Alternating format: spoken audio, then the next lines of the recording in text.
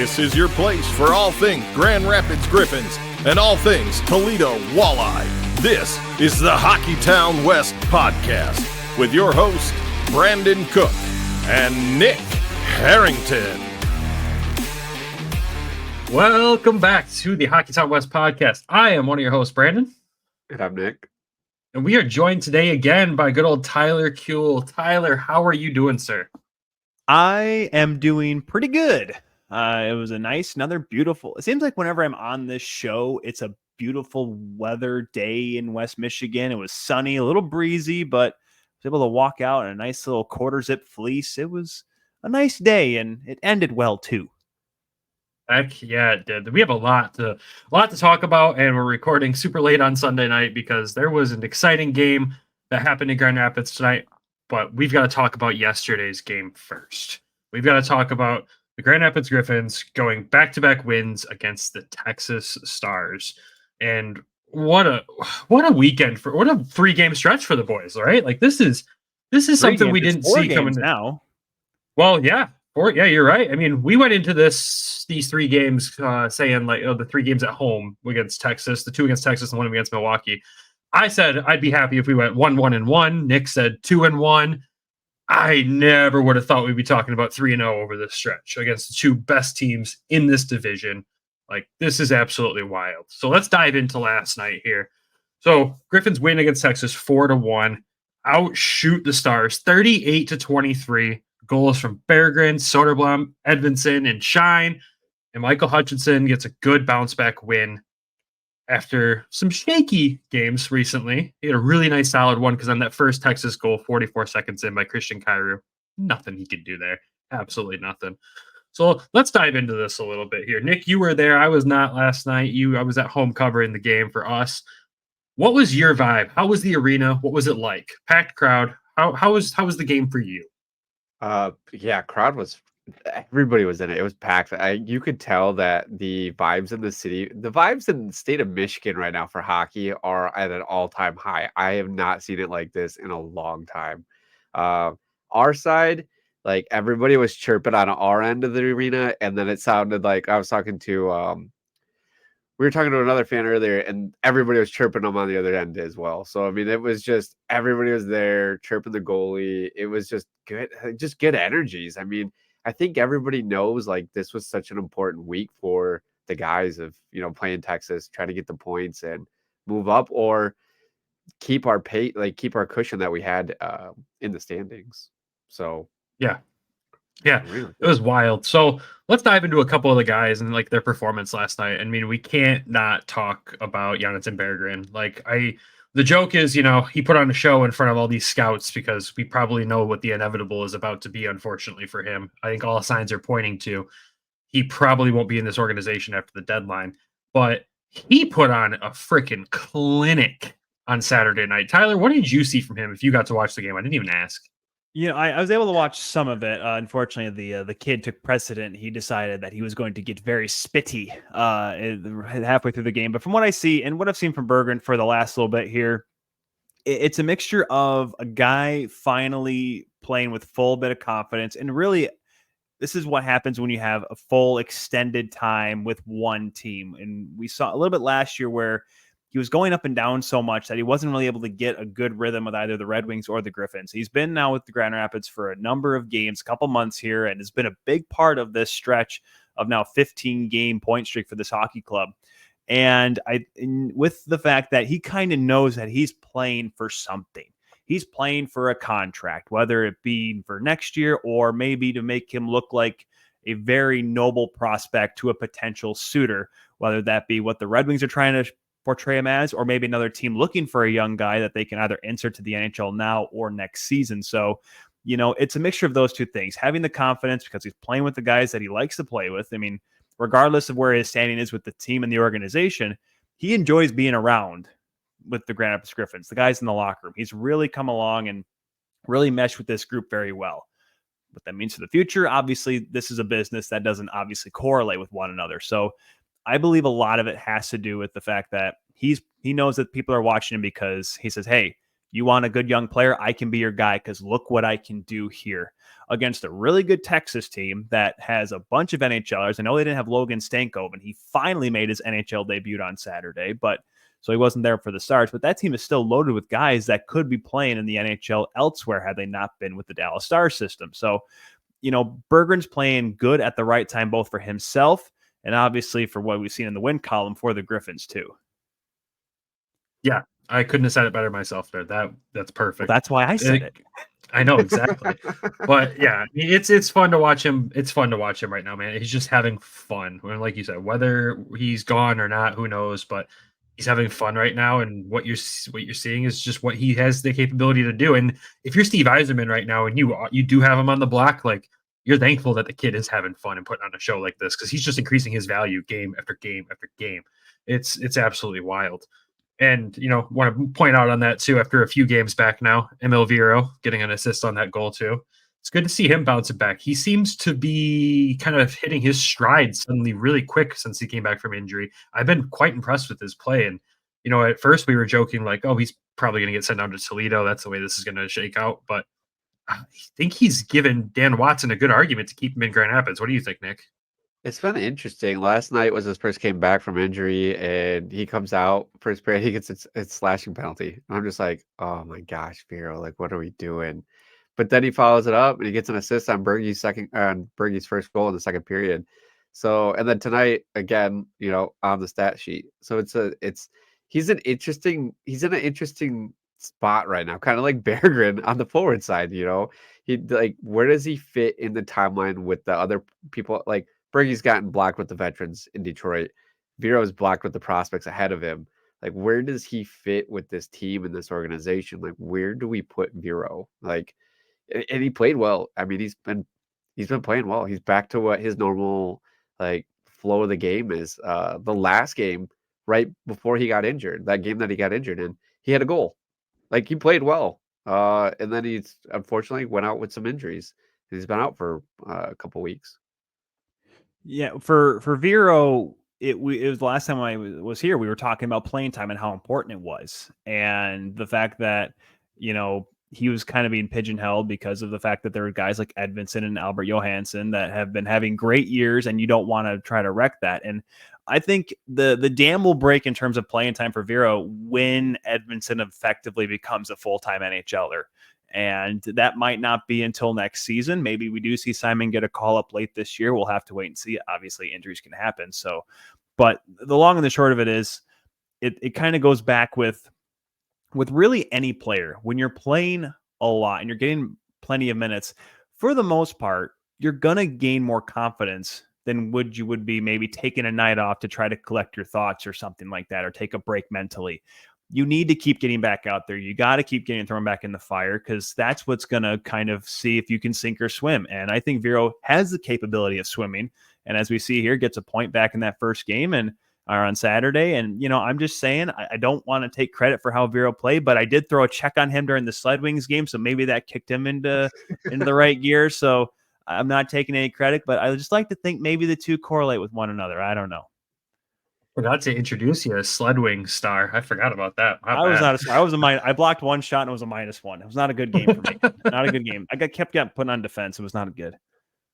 Yeah, but I mean, as a Griffins fan, you have to just kind of take a step back and look at it and go, okay, Albert Johansson and Edvinsson, the goal for Detroit is those two players are not here in Grand Rapids next season, then they are in Detroit. That is where you want to see everything shake out.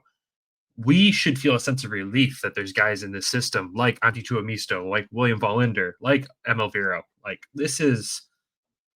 we're in a good spot. You combine those three with three more good veteran defensemen like we already have, and Brogan Rafferty and Josiah Didier.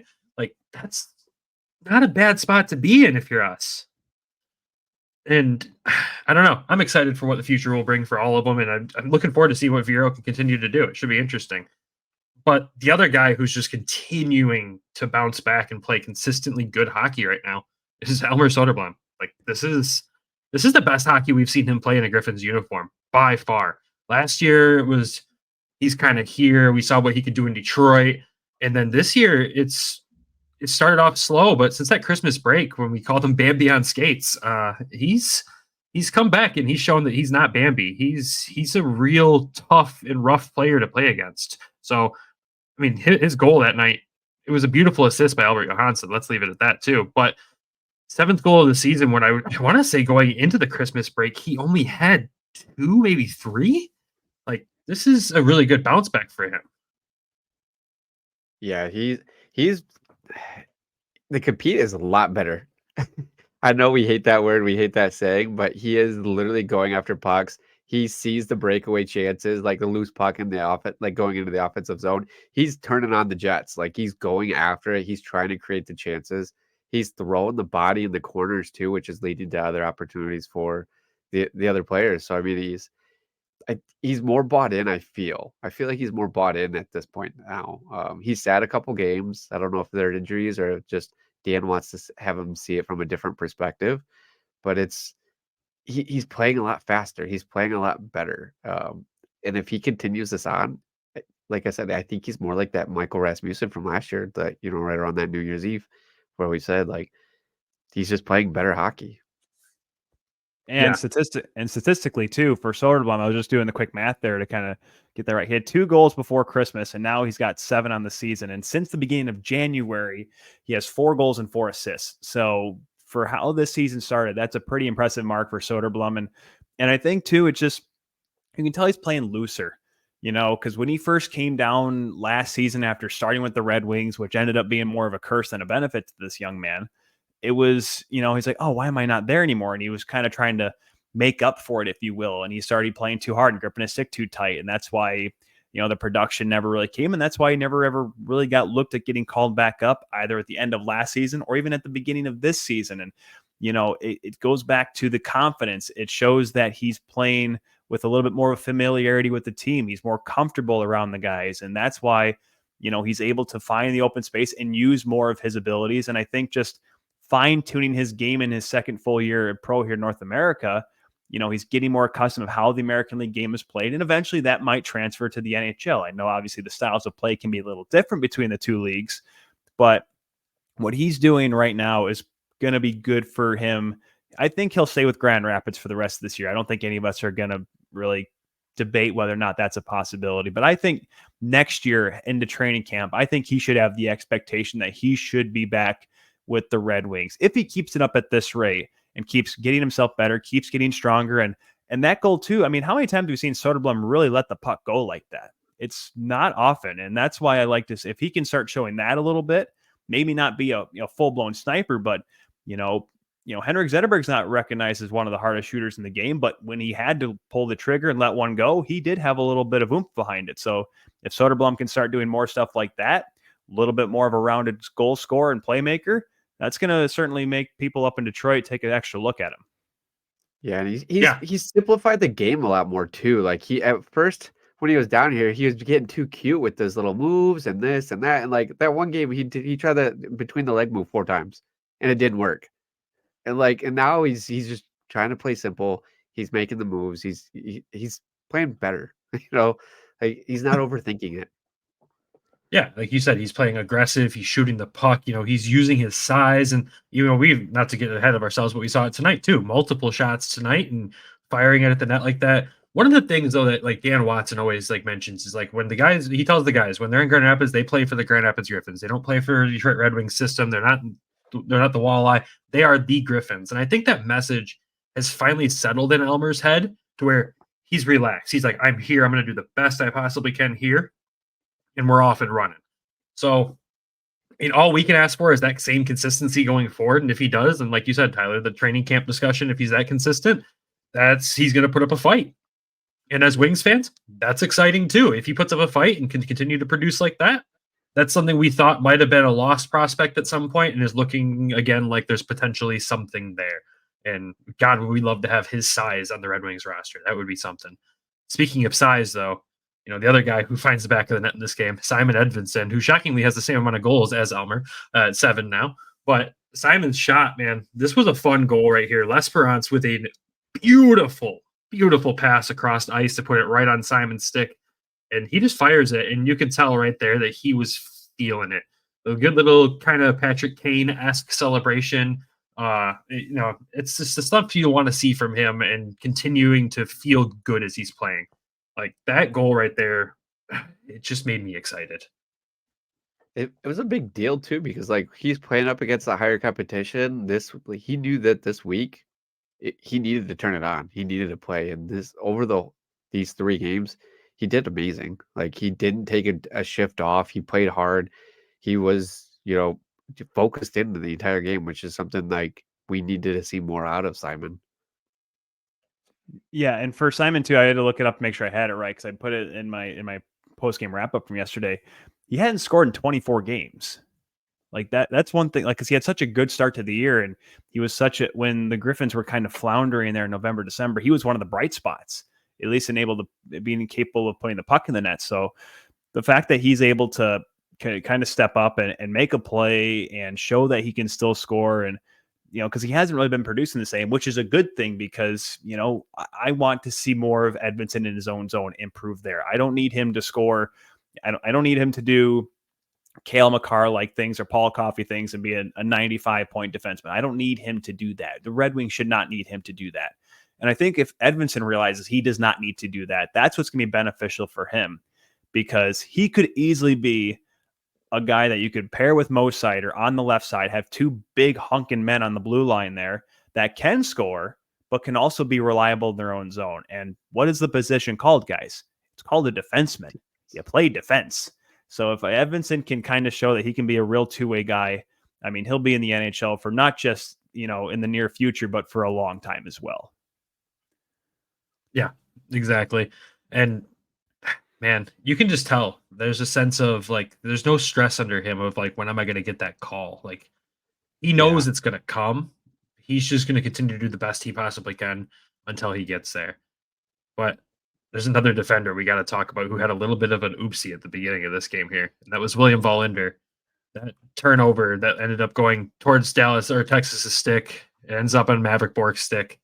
It ends up on Christian Kairou's stick and finds the back of the net. That was one of those moments where you're like, Wallinder has played so well lately. And last night's game, he looked a little lost. And Nick, I think you said you saw it more than anything when you were there. Yeah, I wasn't able to see the goal because it was on the other end of the arena. But when he was down on our end, I saw a couple times where he kind of lost the defenseman. He kind of didn't know where he was supposed to be at, and he got lucky on a couple of them where he was trying to clear the puck. It didn't quite make it through. He got a lucky bounce, and I was able to finally get through the defenseman or the forward that he was passing it through from the other team, and just kind of like it just kind of looked sloppy. So I don't know if it was just a bad game for Wallinder. But I've been trying to key in on him a little bit more because he is more under the radar, and we know Albert and we know Simon are going to be moved up. Like they're NHL, they're going to hit the NHL at some point. So our next line is Wallinder, Tuomisto is our next 2 prospects. So trying to keep an eye on them and see like how they see the game. Are they positioned well? I mean, I love the goal scoring. I love the assist ability because if you're getting that from defense, I mean, that's just helps improve the team even more. But you first have to focus on defense. That's the most important thing for that position, and then be able to chip in for the offensive. So, but for me, for William is, I don't want us to compare him to Soderblom or what happens, but when you see what Edvinsson is doing and how great of a season Albert is having and how Tuomisto has really burst on since getting a real opportunity here over the last couple of months, you feel a little pressure and you feel like you almost have to do more. And that's when you make mistakes. And, that's kind of where we kind of tie it back to Soderblom, just trying to do too much and it ended up hurting him even more. And for William, I think it's just got to take a deep breath, settle back and, really listen to Dan Watson, because we keep talking about how important Watson was to get the bump to the American League because he did such a great job with the guys down in Toledo. But he has that experience of being a player and knows the pressure of trying to bolster yourself up to be good enough to make it to the next level. And, in a way, this is nothing against Dan Watson, but Dan was never really able to make that move to make it to the next level. He was an ECHL, a UHL guy for a very long time. And, he was a very capable defenseman at that level, but he was never able to make it up to the next level. And he was able to see what other guys were doing that made it to the American League and the NHL. So he's bringing it to these young blue liners saying, hey, don't do what I did, or maybe don't do what someone else did. Do what this guy did, or keep it simple, because that's what's going to help you develop and obviously get you noticed more with the team and the organization as a whole. So, but yeah, long story short with Verlinder is he just needs to calm down. I think he's playing a little timid. He's afraid to make mistakes. And my old high school coach at Northview, Scott Stevens, he told me, he's like, Tyler, when you go up to a tee box and you're golfing, and you see a big body of water in front of you, it's TPC Sawgrass. What are you thinking to yourself? Well, don't hit it in the water. Well, if you don't want to hit it in the water, you're probably going to hit it in the water. Focus on putting it on the green, and then you'll hit it on the green more often. So, horrible analogy, I know, but it kind of helps in some way or another. It's not that horrible. I put every golf ball I hit in the water. Don't worry. Because you probably look at the water and say, don't hit it there. That's why you got to think. Hit it on the fairway, and you'll hit it on the fairway. Optimistic, positive thinking, man. I can't help it. The water is shiny. Anyways. Look at shiny things.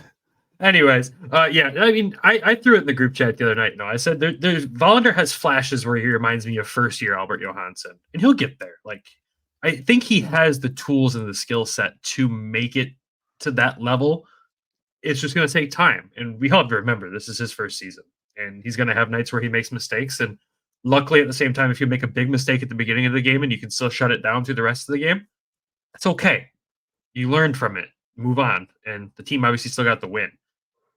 So, and one last thing on Verlander here is that, we look at how great how Tuomiso's been this season. You have to remember, Tuomiso's played the last few years on North American ice playing college hockey, which is in a way more physical. The physical game is a little more resemblance of the pro game, because a lot of those American League guys, 23, 24-year-old guys, some of them, they're NHL professional hockey ready. And I'm not trying to belittle the SHL or the European leagues, but it's a different game over there. So there is that he's still trying to figure out, and the speed of it and how quickly you have to make plays. Tuomiso has had that experience and that, that knowledge of coming into the season of kind of what to expect to an extent. And so I think Verlander is going to pick that up pretty quick, though. Yeah, that adjustment period to North American ice right there alone is hard enough for a lot of these guys. So with time, I mean, next season, he's probably going to look like a completely different player in a positive way. So I'm excited for that. But last thing I want to talk about with this Texas game here, shout out to Brian Lashoff's penalty kill, continuing to be extremely successful. Perfect 3-for-3 in this game. The power play, man. We cannot figure out the power play against these good teams like this. It's a struggle for me to understand what's going on here. We've seen it shaken up a little bit. We've seen Verlander getting some opportunities on the second unit recently. We've seen the offense though kind of staying the same. And this is something I kind of want to ask you, Tyler, since we have you. Nick and I thought about this last episode, and one of the things, we can't see the statistic, but just by watching the game, you can tell we struggle in the faceoff dot. Like, Austin Czarnik is our best faceoff man by far, by a million. The younger guys like Marco Kasper and Amadeus Lombardi, they struggle with it a little bit still in their first year here.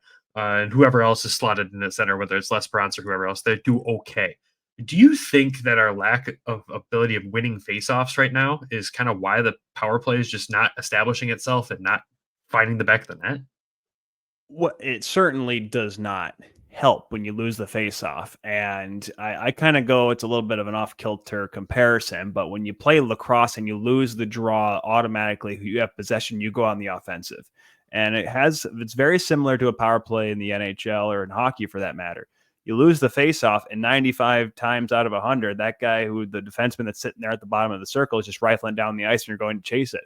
And you think, and the first thought is, oh, geez, we just won that. We just had this faceoff. We got this power play, and now we're skating 200 feet to go pick up the puck. It's not good.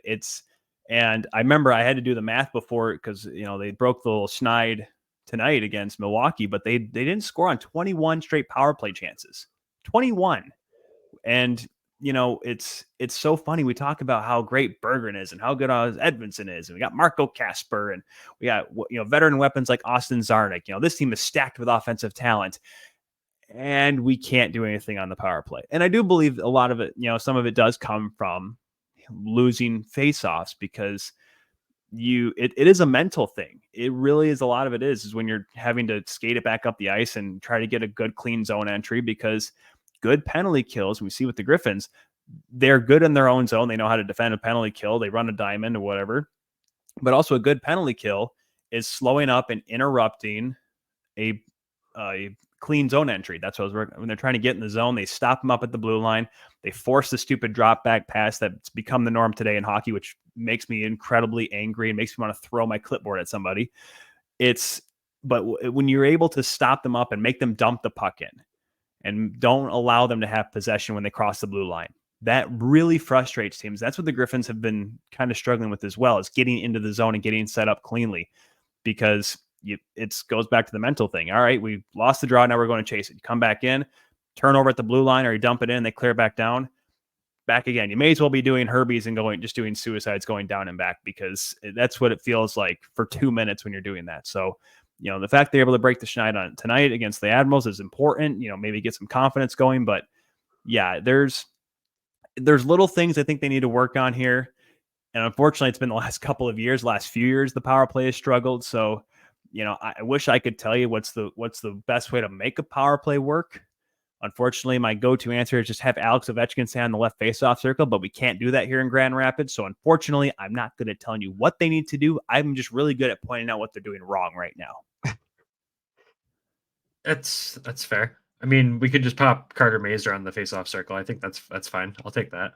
Let's try that for a few games. And I think Carter, he wants to, I believe he kind of is, he's been a center before, right? So, and I think he has that ability, and you got to try to find a way to get something to work and shoot. If anything, if you find a face-off specialist, have him win the face-off and have that guy get off the ice, and then put the other offensive guy out there. If you really want to get super technical and weird about what to do. Look at Rasmussen in Detroit. That's what Ras is used for a ton in Detroit. Yep. And Tyler Bozak many years ago for the Leafs. Tyler Bozak couldn't do squat except for win face-offs and be good in the shootout. That's all he was good at. And he played an NHL career. Like, there's value to that. And he won a Stanley Cup. Yeah. We're on to something there. Not with Toronto, but with another team. No, we know it wasn't with Toronto. Don't worry. 21 straight power plays we didn't score on. That's an amazing stat. Like, well, what was it? I think it was the loss. I'm going to look this up here. I think it was the loss against Cleveland, the 4-3 loss, where the Griffins did not score. They had 6 chances on the power play. Yeah. You're right. Yep. And I don't know I don't remember how many of them were full 2 minutes, but still. Yeah. Not many of them in that game, but yeah, it was. Yeah. Oh, yeah. Oh, God, that was bad. Officiating in that game could be a whole episode, buddy. It already was. I just saw, like, tonight, the power play was ran a little bit different the last 2 games. Like, at least tonight it was. Like, they played a little bit more behind the net and tried to set up than what they typically do.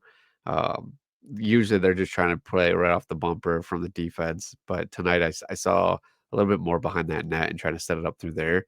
So kind of more like what the Wings have been doing with the Brinket and Gainer. So yeah, they want to have guys do what they're doing in the American League, what they're doing in the NHL. So when they get called up to the NHL, they know what they're doing. Wow, that's a concept we've never thought about before. Interesting concept we've never implemented before in this team. What are you talking about? And then we hired a guy that's very close to Derek Lalonde. This is very interesting. I think we're on to something here, boys. I'm wondering why it's not working. That's all that mattered. Exactly. Don't open that can of worms. Last guy to talk about for this game, though, he's got to be mentioned. Mr. 400, his 400th game as a Griffin. He does get the empty net goal in this one, but Dom Shine, one of the more underappreciated guys, I think, on the penalty kill. When we talked about that, what I've seen lately from him is just this. He's got that dog in him on the penalty kill, man. He's going. He's chasing around the the puck. show all of a sudden.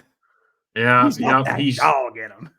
He's chasing the puck down, but like he's killing time so effectively. Like, I mean, not to get ahead again, but tonight's game, he broke 2 guys' ankles on the penalty kill.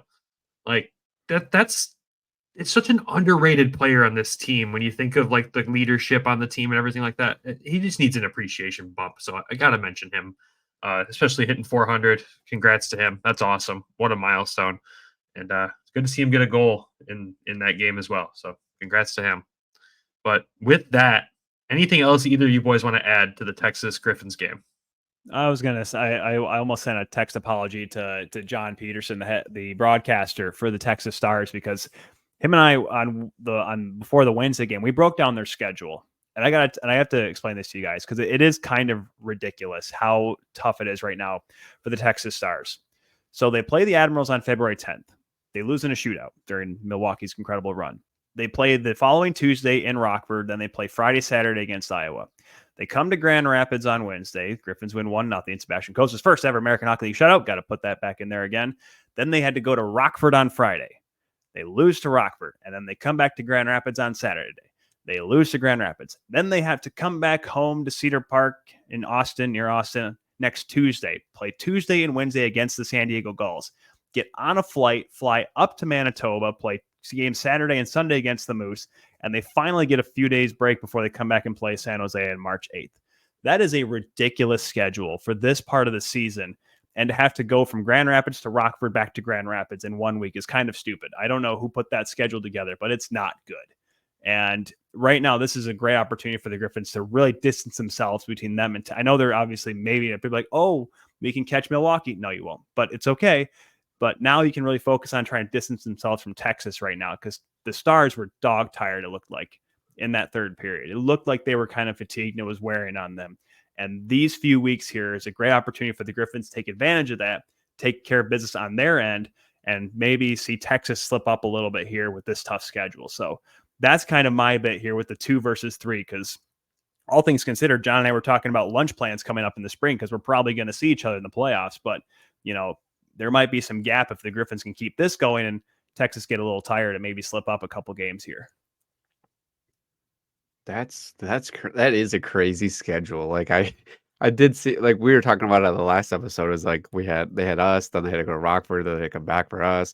Like just the amount of travel for that. But then you break it down for the whole month, like that is a lot of travel for those guys. And I mean, they're playing so well in the beginning of the season. Like we really thought Dallas might have been that number 1, and Milwaukee has regained that with their 19 game win streak. Right, 19. That's what. Yeah, well, it was 19. Haha. Yeah.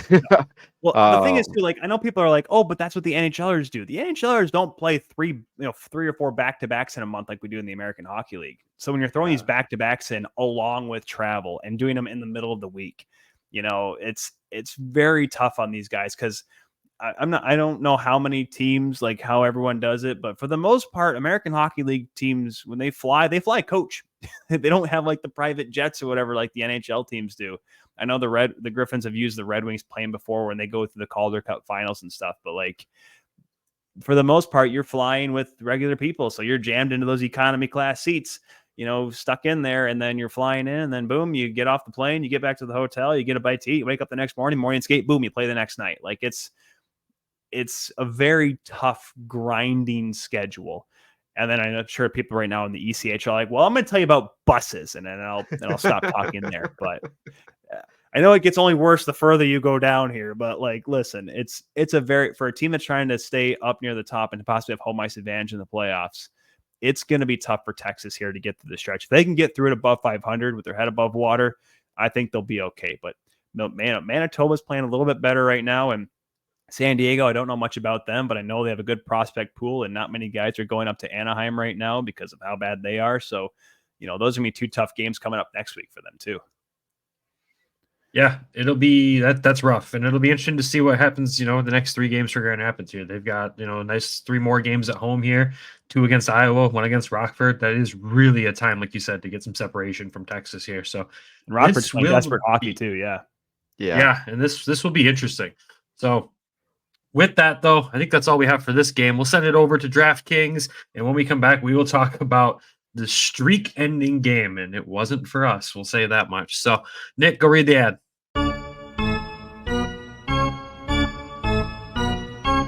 We know hockey games move fast, but with DraftKings Sportsbook, an official sports betting partner of the NHL, you can score faster than anything happening on the ice. This week, new customers can bet $5 to get $200 instantly in bonus bets. With Patrick Kane, Alex DeBrincat all back and ready from the All-Star game, you've got good choices to make bets on them. Download the DraftKings Sportsbook app now. Use code THPN. New customers can bet $5 to get $200 instantly in bonus bets. Only on DraftKings Sportsbook, an official sports betting partner of Super Bowl 58 with code THPN. The crowd is yours.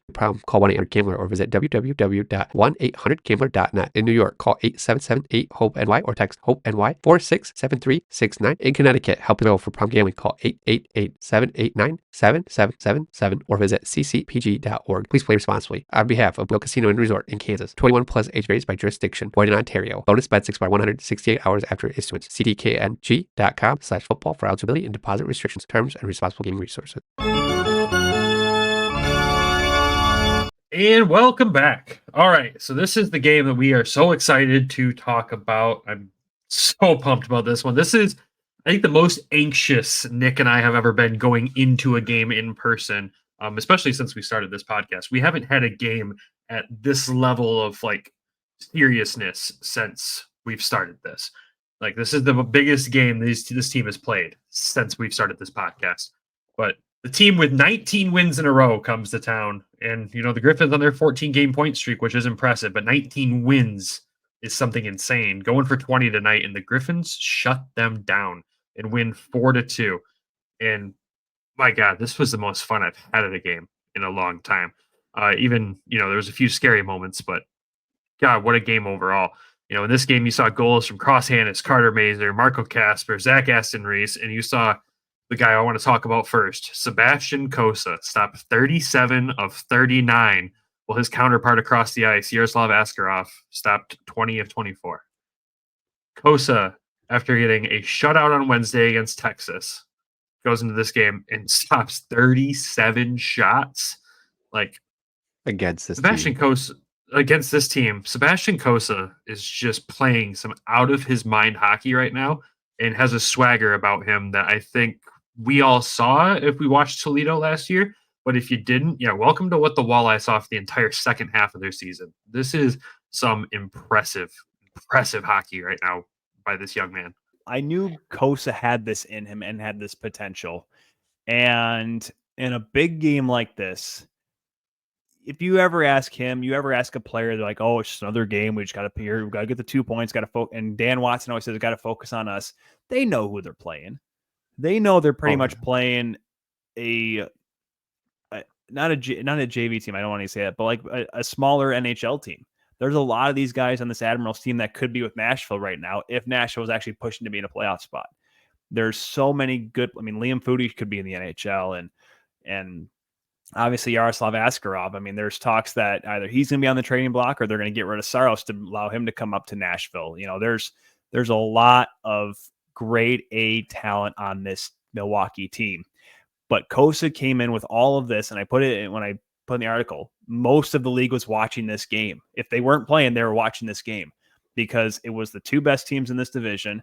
And for the first time in the history of the American Hockey League, that's been around for nearly 100 freaking years, two teams that have had points in 14 consecutive games are going at it one-on-one. It's never happened before. It might happen again, but maybe not for another 80 years. It's incredible that this happened at this time, at this juncture. Sucks it had to be on a Sunday, but that's why I digress.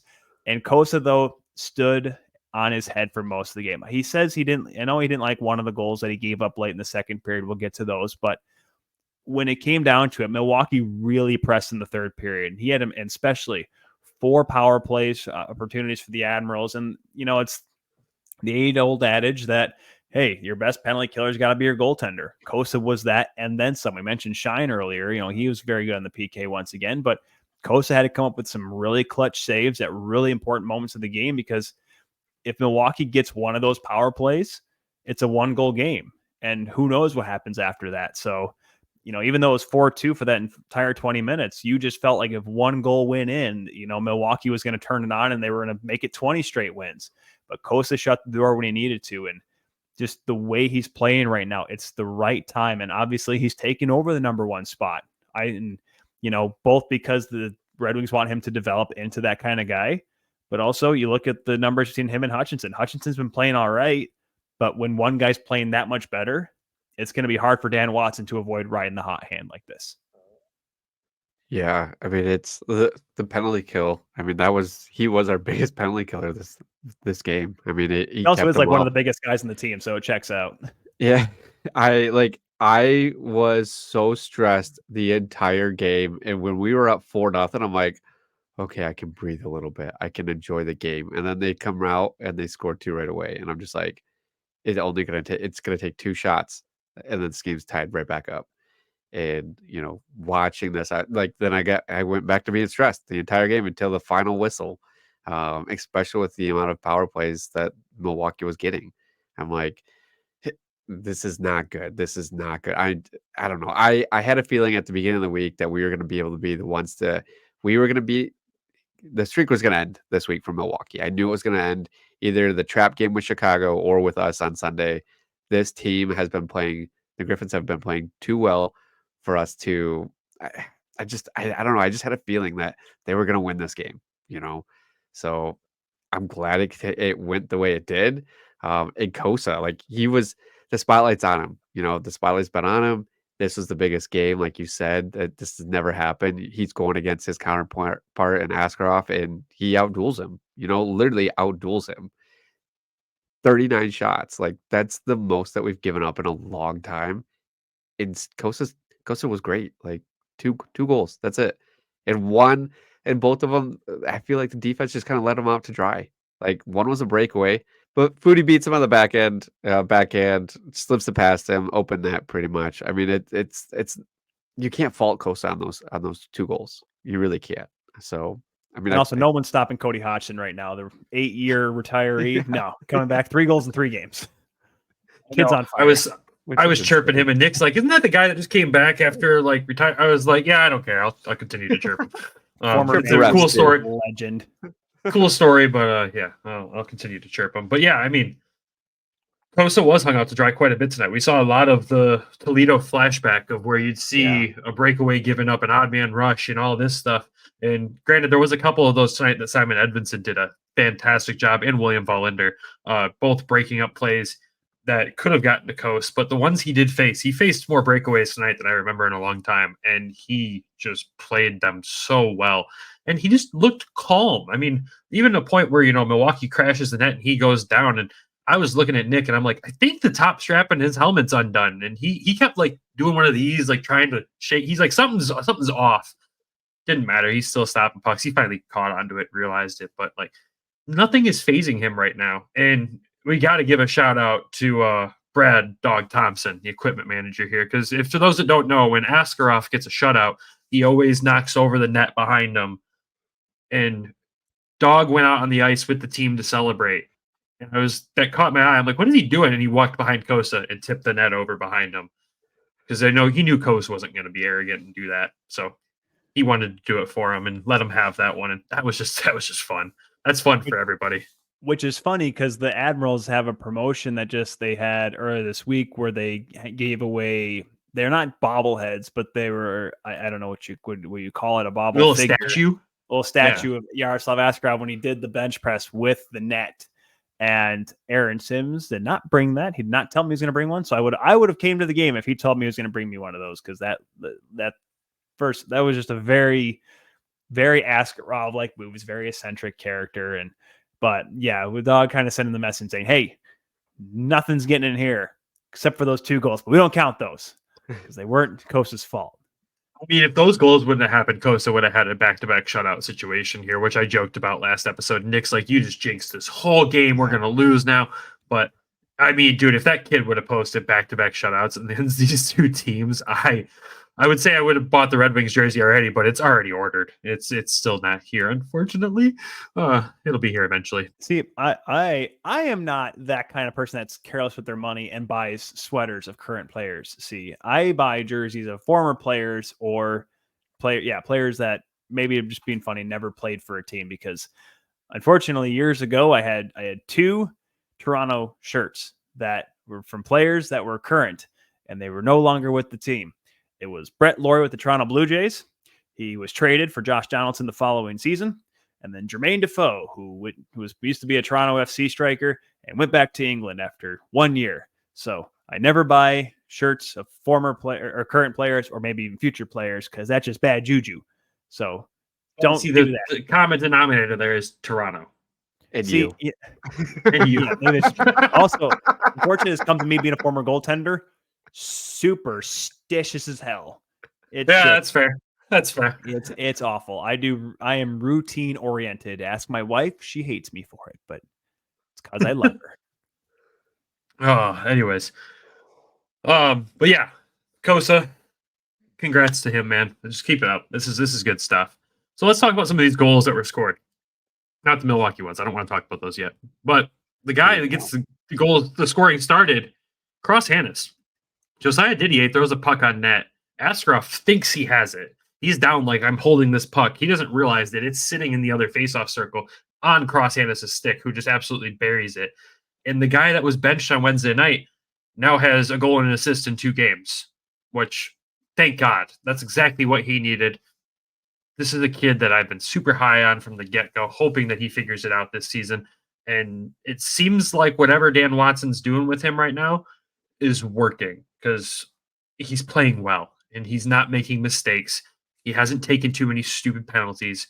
He's playing the hockey that we saw him start to do when he heated up before his injury last year. And I know, Nick, you noticed as well. He's just flying out there. Yeah, he's playing with a lot of confidence right now. I was just glad that he did hit the post with that that rebound. But put it in the empty net. Askarov looked like he was absolutely confused on the play. So I'm like, how did he not? How did he think he had that puck? But yeah, Didier played that well, putting it over there. But Cross, speeded. I don't know why he's off and on every game, every other. It's a weird thing. But I mean, he's bouncing back, so it's good. Yeah, Hannes, we knew he was such a talented player and he had such a great start last season. It was a shame that he had injury problems and whatnot. And I mean, the guy's got 2 goals and 2 assists in his last 5 games that he's played in. So he's obviously contributing in some form or another. And if he keeps it up, and it kind of goes with what we've been talking about with the defensemen, obviously the goaltenders too. It's the fact that there's an embarrassment of riches at all positions right now because everyone's playing well and it's hard for some guys to get into the lineup. And if you're not scoring, you're obviously not going to be relied upon as much as you'd probably like to be, even if you have the prospect of being a top 6 forward on this team like Hannes does. So it's for him, if he just keeps kind of going and plugging along and trusting the process. I know people hate that word, but that's kind of what he has to do here. He can't try to do too much. He's got to play his role that he's in right now, and he'll eventually find a spot. And the way that he's kind of, don't want to use the word perseverance, like he's coming back from something catastrophic, but right now he's just playing his game and, finding his opportunities and taking advantage of them when he gets on the ice. So if he can keep doing that here over the next couple of weeks, he's going to be an important player for this playoff push. Yeah, I mean, you say 2 goals and 2 assists in his last 5, and his first goal his last goal against Manitoba, that was his first point since December 29th. Like that's a long stretch there for him. So it is good to see him do that. And then you toss it to the next guy that gets on the score sheet for Grand Rapids. Carter Mazur gets his 12th of the season. Like this goal was a fun one. Quietly 12 goals, by the way. Very quiet 12 goals. Quietly third in scoring on the tied for third in scoring on the team with Austin Czarnik suddenly. Like he came back slow from that injury as well. Another guy that had to deal with injury, who said multiple times it wasn't the physical side that he had to really deal with coming back with. It was more the mental side. And again, I've always appreciated him being so open and honest about all that. But seeing him find his way now, granted, this line of Casper and Berge and Mazur has just been so much fun for all of us. But I mean, Carter's just played extremely well, and this goal was an absolutely fun goal for us to watch. And again, another great celly by Carter. I know, Nick, you love Carter, and this was a good one for you to see tonight. My notes for it was Mazur laser. Laser. Just put it right It's in the smallest freaking space. laser. Like it was good. I mean, I don't know how he put it there, but it was a small space. Put it in there in the net, and like you said, he's just quietly climbing up. He's kind of like last year. Taro Hirose was kind of climbing up the board, always at the top, and Mazur's kind of filling that that sneaky spot this year, I guess. Yeah, and it's coming along for him, and The problem with Mazur for me is like he looks like he can be an NHL player, but at the same time, he has so much Taro Hirose in him, which is concerning as much as we love Taco. But in the fact that if he doesn't find an opportunity and take advantage of it, he might just be around the American League for a very long time. But that just goes to show that if he can keep producing and keep, putting up the numbers and playing well with good players too, like Berggren and Kasper, he'll eventually get an opportunity. It's just when he gets that chance, you hope he takes advantage of it, because I just see too much similarities between those two guys. That's my thing with Mazur. But yeah, for him just to be coming along here, being one of the top guys, and Cookie, you and I talked about it before in the past. He's got that little bit of nasty side in him, which might be the meal ticket for him to get bumped up, because everyone looks at Brad Marchand and everyone hates him. But listen, he's a very talented player. He can score and he can put up points, and does it so on a consistent basis. He also ticks a lot of people off. So if the Red Wings can kind of take advantage of a guy like that and guide him in the right direction to do so in a very in a well-mannered way, I think he'll be someone that can eventually be a full-time NHLer. Just if he takes advantage of that chance. That's all it is for me. Yeah, I think the nasty streak is what he has over Taro Hirose in that aspect. I think that's he's way too nice. Such a nice guy. He'll never have that part of his game, and that's okay. That's not what we expect him to be down here. But this was Carter went 4 games without a point and gets this goal tonight, and it's a good sign. He's been a little streaky, but if he can throw it together here and get consistent, I don't see a reason why he can't take over that second place spot and scoring on the team permanently for the rest of the season. It makes sense. But he's got the next guy that scored tonight chasing him, 1 point behind him right now, and Marco Kasper. He gets his first point in 5 games tonight after, he had a little bit of a hot streak there. He cooled off for a moment. But again, just another really good goal. And this was that power play goal that we mentioned, in the first half that finally broke the streak of no power play goals. And we finally get this one here. And you could tell Marco, as soon as he scored it, he just looked up to the ceiling like, thank God, like that finally happened. No, he doesn't. I don't think he knows the monkey off the back celebration. He just knows the holy crap, I finally did it celebration. So that was good to see. Marco's played so well, like just the confidence after, like I don't know what it is, what his stat line is after Christmas, but he is just, his confidence is there. He's punching people right in the face after, he's laughing, like he's throwing the body. I think next year he's still down here with the Griffins, and I think you see that like huge jump in improvement. I mean, I'm really looking forward to the rest of his development for this year. If we can make the playoffs, like that's going to help him. So, I mean, we're going to make the playoffs, but it's going to help him so much more. Like as many games as we can get and get this going, like he's just on such a tear, and I love it. Like I'm starting to, I don't want to say key in on him more, but we're recognizing him a lot more, because like in the beginning of the season, it was like Marco, Polo, Marco, the friendly ghost. You can never see him, like, but now he's really noticeable, and like just even like just keeping the puck and holding the puck in the ends, like killing time, like that's big part of the game too. That he's little parts of the game that he's doing well too. So I got 15 points in 22 games. The last 22 games is what I've got. But that's it. I'm just kidding. Correct. No, that's fantastic. I mean, for where he started off with, where he was like 8 points in the first half of the season, I think it was, or something like that. Like, yeah, it's much better. So good stuff there. Tyler, did you have anything to add on Marco? Sorry, I jumped in there.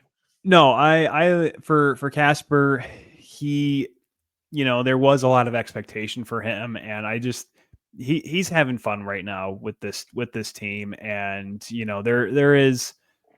there's a little bit of that pressure on him too, because he was such a high draft pick and his first professional game was in the National Hockey League. But I have no worries about Kasper. Like there's certain players that I think that get pushed up too early that come back down, but for him, it's all part of the, I'm not going to use the P word. It's all part of the, no, not the plan. Like that's another P word. The plan. I'm going to go Ted Lasso. The plan. No, it's part of the idea that he's going to be a full-time NHLer and he's going to develop along. And I mean, Stevie Yzerman played under Jim Devellano and under Ken Holland. He worked alongside Ken Holland. They don't like green bananas playing in the NHL. They're going to let Kasper develop the right way, and he'll be an NHLer before you know it. Yeah. it's going to be exciting. I mean, I've said it multiple episodes this season. I hate that his first game was an NHL game because it just set the expectations so much higher for him. Well, And they I feel were like they anyways. I mean, the guy was the only reason why Austria was ever in the top division of the World Junior Championships, or why they were ever competitive. Like, the expectations were incredibly high for him. It is true, and I love the scoring side of him, but I do love the feisty side of him. I think I texted my girlfriend in the middle of the game last night, and I was like, "Casper's such a dick. Like, I love it. Like, it's so much fun. He's such a dick to the other teams, but he has fun while he does it, and he hasn't we've seen guys be those guys. Milwaukee's got one of those guys themselves that does that play style, but then he gets himself in trouble. And Casper's really good at getting under the other team's skin and not taking the dumb penalties with it, or not causing complete and utter chaos, where he's going to lose time on the ice. He has that part of the North American game figured out. And when you're a guy that's expected to kind of play like that, that's one of the hardest parts to figure out. So I do love seeing that. And I mean, again, if somehow the Red Wings do retain Bergeron, and at one point in time we see a Casper, Berge, Mazer line in Detroit as like a grind line, it's going to be so much fun for everybody. So much. Last guy we'll mention from the Griffins tonight, the final goal. Zach Aston Reese does get it back in the score sheet tonight. Good old goal song. Rick roll for the whole arena here. Shine and Lombardi get the assist on that one there. So his best friend and good old Ammo sticks in there and gets the assist. But this was the goal where, we hit that 4-0 stride. And of course, Milwaukee did get 2, but this was that goal where you're like, yep, I think the boys got this win no matter what happens next. I think we've got it. And it was so crucial and so much fun for everybody, because when you get that last goal and it happens to be a Rickroll, it just makes it that much more satisfying. And then the Admirals said, kick rocks. I'm sorry, I saw 4-0 in the second period, and I'm like, that's a lot of time. That's a lot of time in a hockey game. And it's not just because the team I cheer for, but it's also just watching games in general. 3-goal leads, 4-goal leads that early on in the game. I mean, I was watching the Calgary Edmonton game last night, and Calgary was up 3-1 or 3-0 early on in the game, and they ended up winning the game, I think 5-2, 6-2, whatever it was. But Edmonton scored one early, late in the first period. I'm like, see, it's 3-1, and Edmonton's going to come storming back, and because that's just how hockey is. There's it's the seed of doubt, and when you're playing if it was maybe. I'm not going to say the teams that it could be, because that might come back to haunt me and put the jinx on it later. But when you're playing a lesser team, how about that? Maybe a 4-0 lead you can feel safe with. But when you're playing a team like Milwaukee, with the amount of firepower they have, 4 goals, they can score 4 goals. And if they get any confidence and momentum like they did in the end of that second period and into the third period, the way they played, they could have scored 5 goals in this game. 5 goals alone in the third period, let alone. So I was a little uneasy when that 4th goal happened. As fun as it's always great to hear Rick roll in Van Andel Arena or at a hockey game in general, there with myself, I thought, this game is far from over. And I was right. I feel bad that you have the seed of doubt. Does that just come from rooting for Toronto for so many years, or just there's a lot of trauma there. I feel there is a lot of trauma. If you ever want to look back, there was a game in 2000. Curtis Joseph was the goaltender for the Toronto Maple Leafs. They went into a third period up 5-0 on the St. Louis Blues. Now, yes, this was the Blues that had Pierre Turgeon and Chris Pronger and Al McGinnis. I thought he was going to say they came back and lost 6-5 in overtime. The Leafs did. The Leafs blew a 5-0 lead and lost. And what was it the game last year between Detroit and Toronto? The Leafs were up 5-0, 6-1, or whatever the heck it was, and the score ended up being 10-9. Both goaltenders got pulled and everything. You guys remember that? I thought Game 7s against Boston were just the. The first one, the 4-1 one. Yes, that one. Yes, that one. There's trauma there. No, actually, I think I had a worse time. Well, no, I had a better time because they lost in 13, 18, and 19. 19, I knew they were going to lose because they lost Game 6 with a chance to clinch. So my brother and I, we opened up a 2-4-pack of Molson Canadians, and we just sat there and watched the entire game, and then did screwdrivers after the Bruins scored the empty netter. So I had a heck of a hangover the next day, but at least I knew it was going to happen. I learned from my first 2 times of hoping the Leafs would beat Boston in Game 7 and blowing leads. So yes, there is trauma that I have yet to work out with my therapist, because I feel like bringing up my sports fandom is just, she's just going to look at me like, why do you care about this? I did bring up the Lions, but we didn't go into my deep, dark issues with cheering for the Leafs every so often. No, we'll keep those in the closet. Might Yes, want keep to those work on demons those, there. I would say. Yeah, everything we've said about this game so far obviously is positive, right? The Griffins get this win, everything's good. My biggest takeaway from this game is our last episode we did after the Griffins played the Milwaukee Admirals was titled "We Got Bullied" because Milwaukee bullied us up and down the ice. You know, there was guys that tried to do it tonight, but the Griffins didn't let them play into it. Milwaukee walked in here thinking they could probably do that again and realized real quick that this is not a Griffins team that you can just push around anymore. The Griffins have figured out how to be that team that will not take any shit, but they will dish it right back to you. And then, you know, we've talked endlessly that comes from guys like Josiah Didier absolutely just bodying people whenever he gets the opportunity. Just setting the example for the kids on the team, being the leader he is. But overall, like, the guys were playing with excessive force tonight, which is absolutely beautiful. But at the same time, like, they just didn't care when they got pushed around. They just laughed in their face. And that right there was the moment where I knew the Griffins are going to go to the playoffs and they're going to do some damage in the playoffs because they figured out how to manage that emotion that Dan Watson talks about, you know, play with emotion, not emotional. They figured it out. It took them from that last game to now to figure it out, but I think they've got it figured out. Yeah, I mean, it's a fully different team than what we've seen in the past. And I mean, I was even looking at the current series, and we beat Milwaukee the first 2 games that we played them, and then we lost the last 2 games against them. So this one, I'm like, where's the tiebreaker going to come in? Like, are we going to get this? And you're right. Like, they have their instigator, LaRue, and he, tried to do it tonight. He had 2 slashing penalties, and we just didn't really respond back to him. A couple times that we just let him go into the box. So it was good that this team stepped up. My bad part on this is like that third period I just thought was just really ugly. From our side, I just felt like we sat back on our heels and let them the game come to us, where we didn't go back to like playing offense. Like the whole game was played on the other end of the ice at that third period. And I mean, Milwaukee had 14 shots to 5 to us. Did help that they had 4 penalties, or Griffins had 4 penalties in that period. So Questionable calls there, but yeah, I they were digress. they were very questionable. But it is what it is, and you're not going to have perfect officiating every night. And I feel like there's probably been about 3 or 4 games that we haven't. So I mean, in the grand scheme of things, it's not that bad, and none of them cost us. That's important as well. So I think that first period, the first and second period, we played really well. I just got nervous at that third that at any point they're going to score, and I'm just watching the time click down, and I'm like, okay, we have 5 minutes left. Can we get out of here with just 4-2 game? Now, if they can get this figured out and play a full 60 minutes of hockey, the Griffins are going to do some damage. Everything's slowly coming together, just like we've been preaching and we've been saying. We've been sticking to the plan and the process. So The process.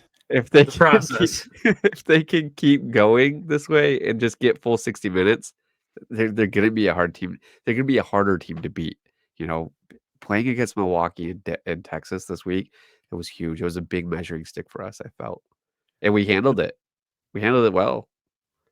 Yeah, very well. And you mentioned the 60-minute game. I think I might be out on a limb here, may be out by myself when I say this, but I think Wednesday night's game against Texas was maybe the closest thing we've had to a full 60-minute game this season for the Griffins, because they had to protect the lead for 59 minutes and 20 and 35 seconds.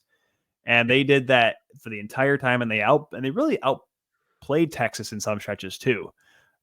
So that's why I think that game was pretty good. But going back to here for Milwaukee, yeah, the last time they played was in that really bad stretch of December, because they went to Canada right after that, and they got their butts kicked by Belleville and Toronto. Like it was not a good time for them. But since then, like Watson says that there was they've been preaching something since Christmas, and this they've been being good in the locker room. Like there had to have been an instance And the players will never tell us. Maybe later on after the season and things are relaxed and we can say it behind closed doors. But something had to have happened with this team before Christmas, or maybe maybe a couple guys got the new Apple Watch or the new Apple iPhone with titanium, whatever the hell the commercials say, to make them just feel more relaxed, because they came back from Christmas and they have been great ever since. They're 16-2-2-2 since Christmas, guys. Only Milwaukee's hotter, I think. Only Milwaukee, I believe, has a better record because they haven't lost since Christmas Eve, or since New Year's Eve, excuse me. Like, that is an incredible run at any level of hockey. NHL, pro, college, whatever. When you win that many games in a row, or in the Griffins' case, have that many points in a row, 15 now, that's an impressive mark. We have not seen this guy since the 2015-16 season. That's the last time the Griffins had ever had points in 15 straight games. Now, granted, that year they won 15 in a row, but the fact of the matter is that this team has a confidence, a swagger, and a determination to be the best and know that they can beat the best that we have not seen, guys. I don't even think the team in 2017 thought they were this good. That's why this team feels like it's just something special, and you just got to hope they continue on this path and not let this win get to their heads. And that's why when I was listening back to Dan Watson after the game, they asked him, is this a statement win? And he shut that down right away. This is not a statement win. This is game 48 of a 72-game season. He knows how important it is, yes, for confidence, but also realizing, hey, we're going to play an Iowa team that just lost to Chicago on Sunday. Or, I believe, yes. Was it? They lost to Chicago, right? Yes, I think they did. Yes. Yes, they lost to Chicago in overtime and put them back into 6th place in the division. They're going to be ticked off coming to Grand Rapids. So they can't let that, hey, we're playing a 6th place team all week. No, you're not going to get 4 points out of that if you come in with that mindset. If you want 4 points, you're going to have to take it. You have to treat Iowa like you did Milwaukee, like you did Texas this past week. And that is why with this leadership group, with a guy like Lashoff in there and with Dan Watson running this team, there is a guy there to kind of keep everyone on the straight and narrow, and the players also for buying into this and saying, you know what, guys, he's right. The last couple of years, we haven't really gotten together. We haven't really meshed as a unit. So let's do that. And it'll lead to both individual development success and team success. Well, the relevant stuff is the fact that, yes, the Griffins had to face, Askarov, and, not that he's that good across the league, but extremely good against us and Remy Poirier. We got to turn around and play a team that carries Jesper Wallstedt and Drew Comesso yet again in these next 3 games. And that's going to be huge. We turn McIntyre. Oh, yeah. Can't forget about him. My gosh, the ghost of the Iowa Wild, Zane McIntyre. My goodness. You talk about a guy that doesn't get scored on by the Griffins ever.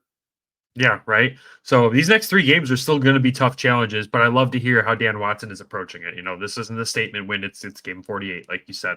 So Griffins turn around and they play Iowa again on Wednesday. We won't have an episode between now and then, so we'll look forward to seeing that there. But anything else to wrap up this thrilling 15-point win streak extending win against these dang Admirals that these Griffins were able to pull off tonight? I mean, we can't. It's hard to do 19 games in a row to win. And we were able to collect points in the last 17. Is that 15, where our streak 15. is? 15 games. We were able to collect points. Like, we were able to keep the gap close between us and Milwaukee, but we've been able to extend it now over Texas, which is huge, especially with the schedule that you mentioned earlier, Tyler. Texas has got a tough schedule. I mean, this is huge. It's crazy. Like, I sat through a really bad season last year.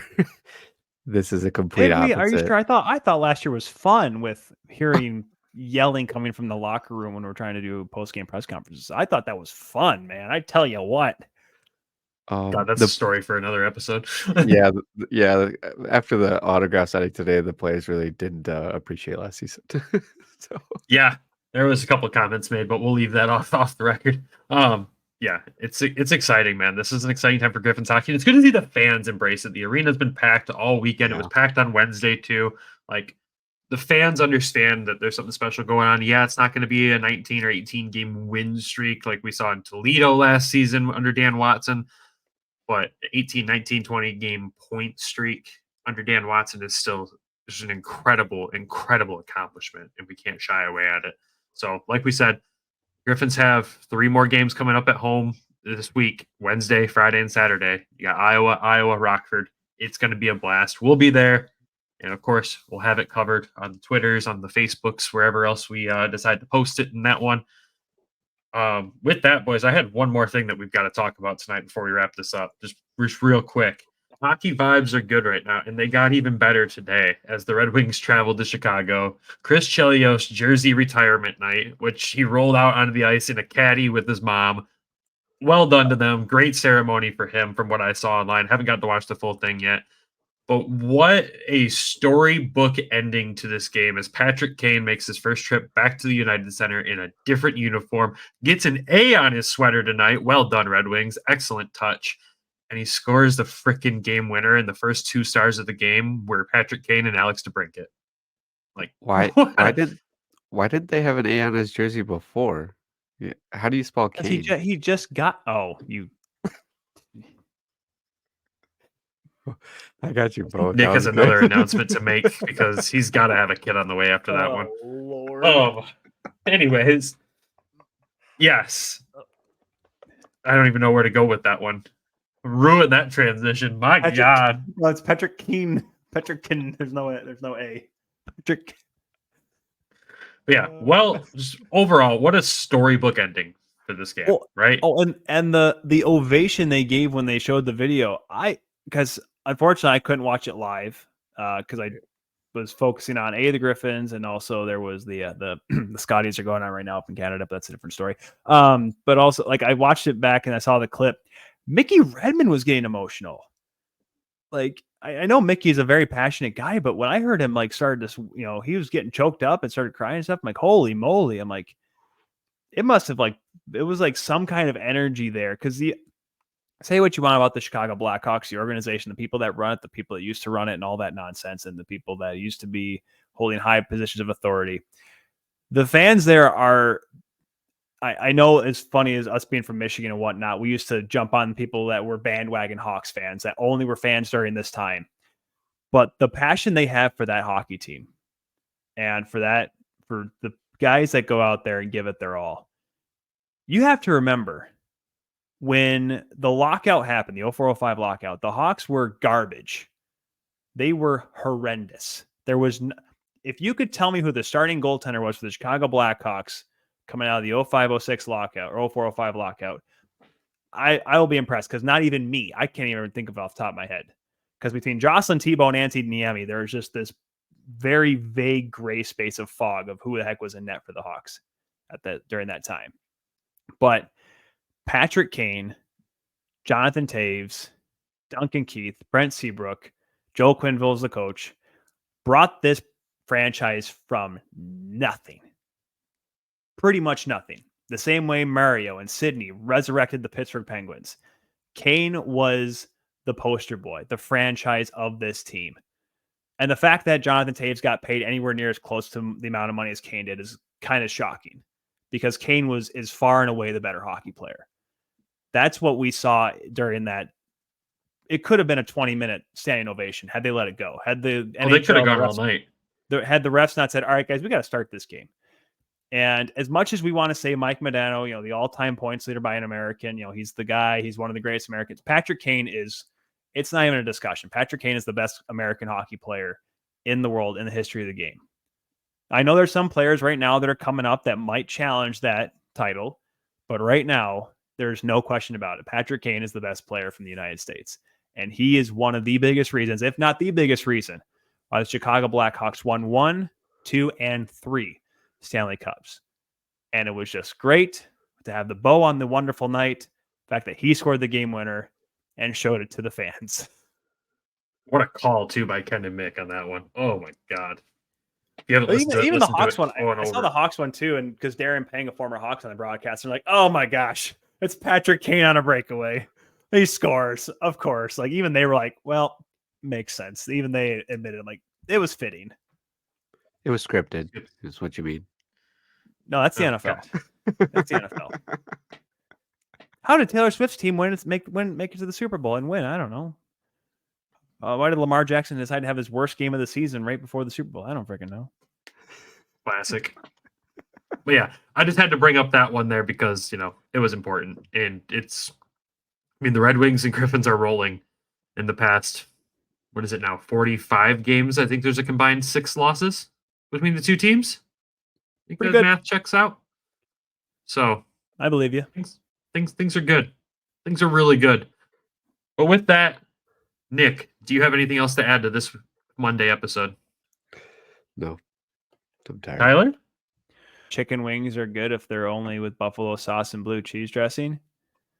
That's what I said, I think. I disagree, but we're not going to extend this any longer than we need to. With that, we will wrap up this Monday episode. Thank you to everyone for tuning in. Shout out to Everything Hockey. Head over to everythinghockey.com. Use code WEST. Get 10% off of sweet hoodies like, the hockey and beer hoodie. Had to be the go-to tonight. So head over there. Use code WEST. Get 10% off. Nick's got the hockey and hugs. Absolutely love it.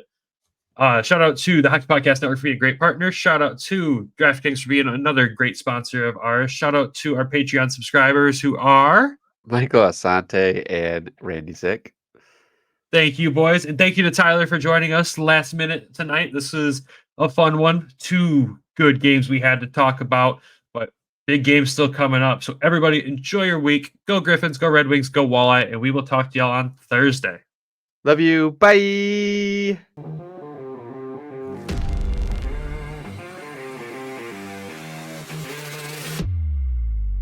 Thank you for tuning in to the Hockeytown West Podcast. Be sure to check us out on Twitter at HockeytownWPod and your host, Nick at GR Hockey Guy and Brandon at BrandonGR Hockey.